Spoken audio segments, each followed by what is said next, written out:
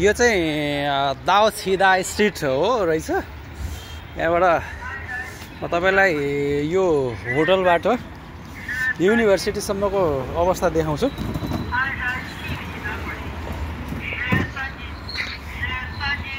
अनि कता यात्रा? हामी सानो टुरमा एउटा सानो टुरै हो युनिभर्सिटीसम्म।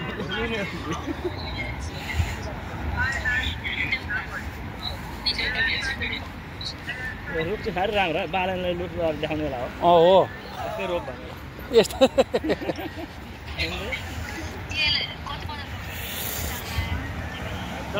रुखको मुनि फेरि बत्ती होइन। यो गर्ने हो भने चाहिँ गर्न सकिन्छ। यो चाहिँ लियोनिङ यो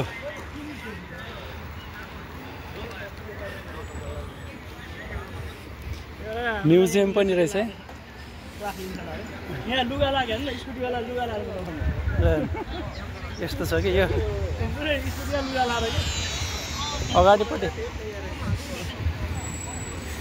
यो चाहिँ युनिभर्सिटी जाने ठाउँ हो, सेन्याङ नर्मल युनिभर्सिटी। यस्तो खालको कपडा लगाएर चाहिँ चलाउँदो रहेछन् क्या स्कुटरहरू। अब हामी रातो बत्तीमा बाटो जाँदैछौँ। यहाँ चाहिँ त्यो इलेक्ट्रिक साइकल जस्तो है, ट्युसन केही नलाग्नु पर्यो।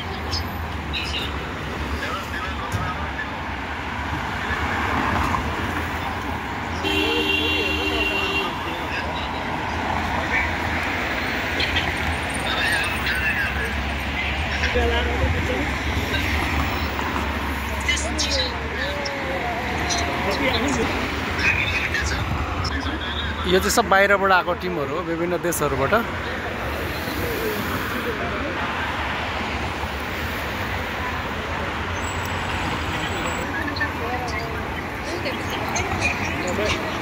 यो चाइनिज गाडी इलेक्ट्रिकल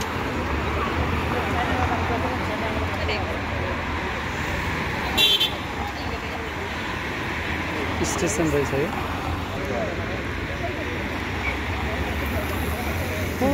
बत्ती बलेको थियो अब लाइट बल्यो। कहाँबाट यत्रो ग्याङ आयो भनेर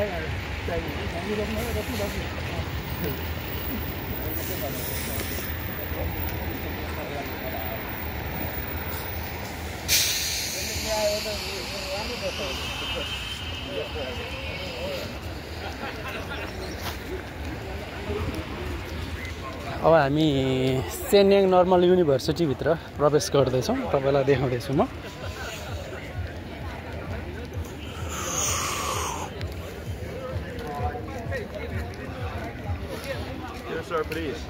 या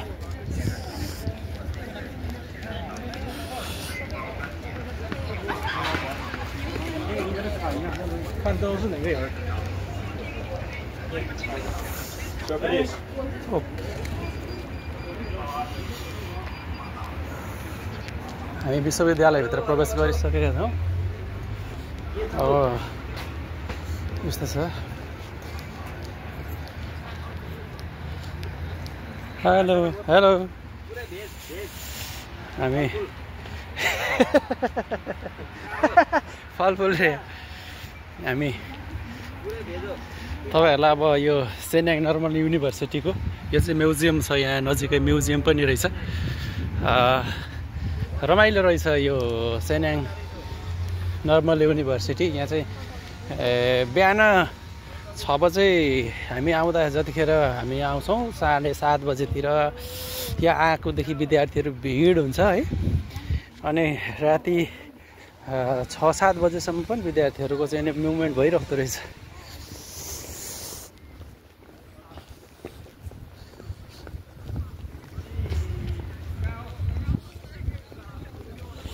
स्टुडेन्टहरू हो।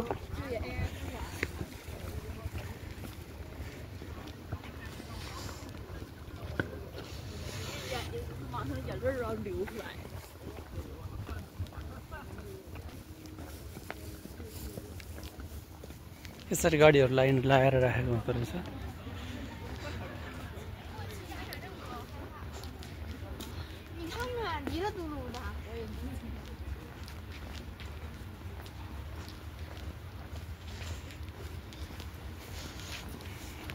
म तपाईँहरूलाई क्लाससम्मको देखाउँछु। होटलदेखि हामी क्लाससम्म पुग्न कति टाइम लाग्छ के छ भने जम्मा 10 मिनट जति लाग्दो रहेछ हिँड्दै जाँदा।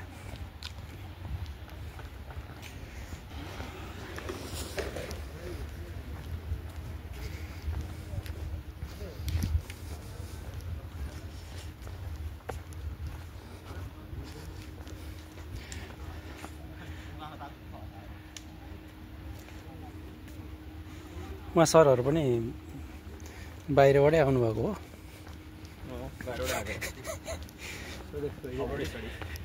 अब्रोड स्टडी पढ्नको लागि चाहिँ भन्दै हो नि, तर अर्कै कुरा पढ्ने हो उहाँहरूले चाहिँ, तालिमको कुरा पढ्ने हो।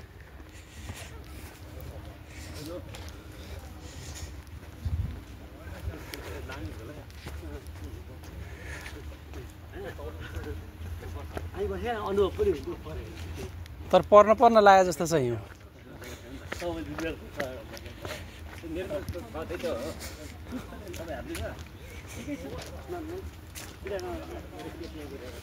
अब यहाँ यतातिर जाने पनि बाटोहरू छ, यतापट्टि पनि गाडीहरू पार्किङ गरेर राखेको छ होइन। अनि हामी जाने चाहिँ सिधै हो विश्वविद्यालयको प्रचारका लागि। अनि 1000 भन्दा बढी विद्यार्थीहरू विदेशी पढ्छन् विभिन्न देशहरूबाट भन्ने जानकारी गराइएको थियो हामीलाई यो विश्वविद्यालयमा।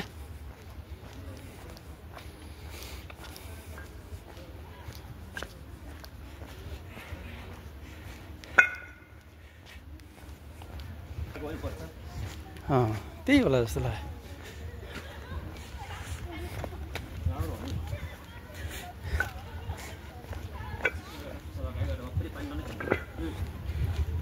खानु पर्यो नि, चिसो यो मौसम चाहिँ चिसै छ। हात ठिर्याउने खालको चिसो होइन त, हात ठिर्याउने खालको चिसो छ।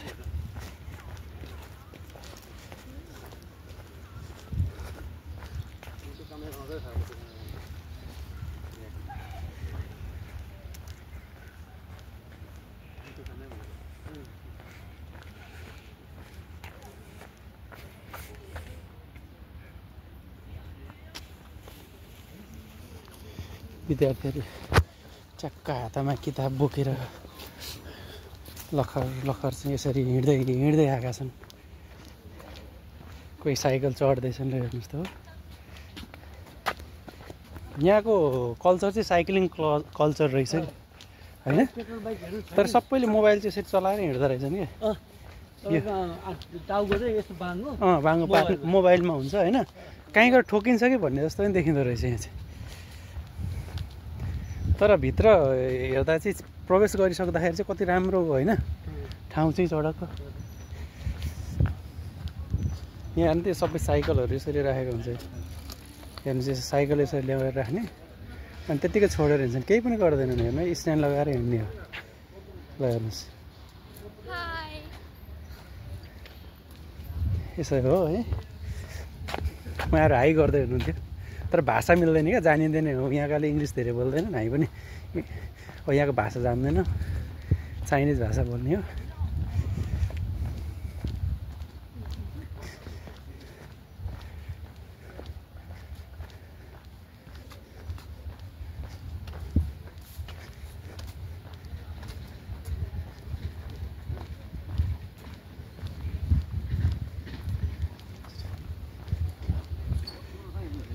अब यो विश्वविद्यालयको यो चाहिँ ठुलो भवन रहेछ। ऊ यसरी फोन चाहिँ रेगुलर सबैले फोन बोक्ने हो क्या। यसरी हेर्दै हिँड्ने, कहाँ ठोकिन्छ भने थाहै हुँदैन। अब हामी चाहिँ यहाँ प्रवेश गर्दैछौँ।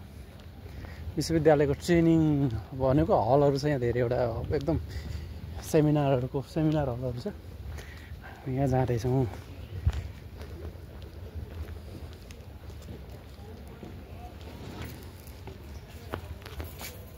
अब यहाँबाट चाहिँ सबै देखिन्छ। सबै विश्वविद्यालयका सबै ठाउँहरू होइन। ल मैले 12 बजे एउटा हात उठाएँ ल। मिनट लाग्दो रहेछ यहाँ आइपुग्नलाई, त्यहाँबाट 10 मिनट जति लाग्दो रहेछ।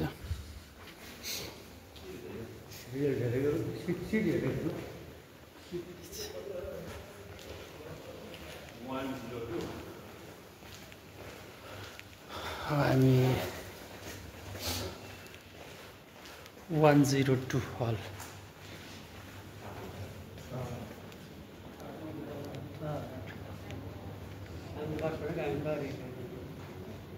This is